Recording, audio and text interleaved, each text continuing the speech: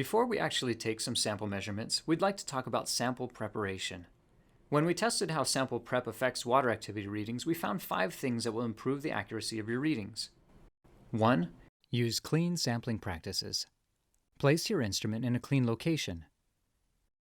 Make sure you have clean hands or wear lab gloves. Use a clean sample cup for each reading. Fill your sample cup no more than half full. Wipe the bottom, the edges, and the rim of your sample cup with a Kim wipe before putting it in the instrument so you don't contaminate the sample chamber. Even small amounts of water or contamination can significantly affect the reading. 2. Protect your sample. The water activity of your sample changes as it's exposed to ambient conditions, so keep it covered. Put a lid on the sample if it will sit out for longer than a minute. If it will be waiting longer than a half an hour, seal the lid with parafilm. 3. Your sample temperature and block temperature need to be in the same general range before your reading can be taken. If it's too hot, water can condense on the inside of the sensor chamber. This ruins your water activity readings. If your sample is too hot or too cold, the instrument will ask you to take the sample out. If the temperature is only off by a few degrees, the instrument will wait as the sample comes to temperature. One way to reduce read times is by bringing the sample to temperature before putting it in the instrument. If the temperature differences are slowing down your read process, consider purchasing a temperature equilibration tray, which brings samples to a set temperature before you read them. 4. Take a representative sample. Whatever you put in the cup should be as close as possible to what the consumer takes out of the package. If the product won't fit, break it to fit, while minimizing handling. If it's a multi-component product like filled cake, cheese and crackers, or cereal with fruit, get a representative sample.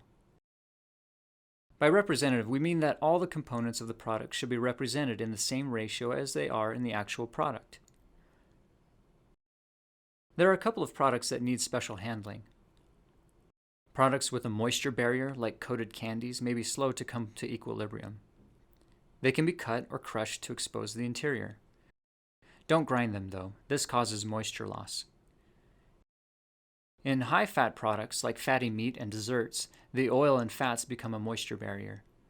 These products are slow to emit moisture. The sensors will work equally fast on these products, but the products themselves simply need a longer time to come to equilibration.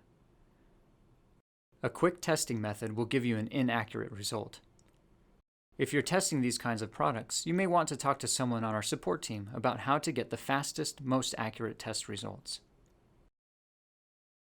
5. Minimize handling. In sample preparation, less is more.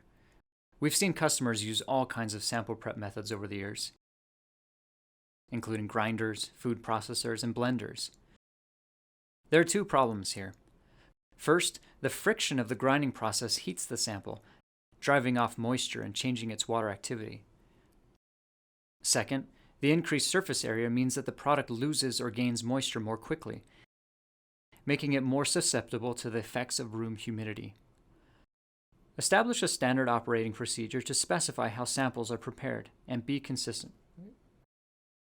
Your procedure should include how the sample is handled while waiting to be read and the temperature the sample and instrument should be at during the reading. When you set up this protocol, consider running your own tests to find which preparation method produces the most stable result.